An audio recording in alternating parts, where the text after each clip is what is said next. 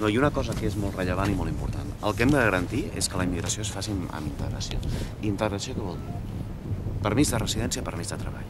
Avui, les dones immigrades que reagrupen, que arriben a casa nostra per procés de reagrupament, no tenen permís de treball. Què suposa això? Una supeditació de la dona respecte a l'home. I en molts dels maltractes que es produeixen a la llar per part d'immigrants es produeixen en dones que s'han reagrupat i tenen permís de residència però no tenen permís de treball. No tenen capacitat d'emancipar-se del seu cònjuge, del seu marit. Aquest és un element que hem de parar. I moltes dones que estan sent expulsades, prostitutes, algunes que denuncien xarxes d'extorsió, després de la denúncia de la xarxa d'extorsió, no se'ls garanteix el permís de residència i permís de treball, són considerades il·legals i són expulsades. Aquest és un element que hem d'acabar amb ell, perquè això el que vol dir en definitiva és una explotació doble respecte a la dona que la maltracten, o a la dona fins i tot que és extorsionada per una xarxa d'explotació i que l'obliguen a prostituir-se.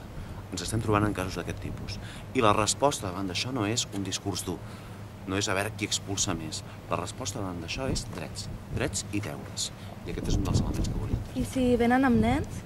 I si venen amb nens, el que ens trobem en molts casos és que aquests nens tenen permís de residència, no tots, però vaja, tenen normalment permís de residència, però el que és greu és que la dona no té el permís de treball i per tant la dona no es pot integrar i la dona ha de patir en alguns casos una situació de supeditació respecte a l'home.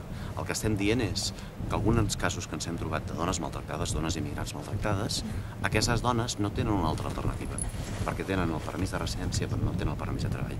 Per això des d'Iniciativa diem que una política intel·ligent és associar residència amb treball i per tant fer una política d'integració realista, que no ens emboliquem amb discursos duríssims i que el que garantim en definitiva és simplement polítiques raonables per garantir la integració, canals estables de regularització i d'entrada i per tant que aparquem aquests discursos retòrics que diuen fronteres tancades quan tots sabem que és impossible o fronteres obertes quan tampoc es pot governar. Molt bé, doncs moltes gràcies. Podríeu creuar tots els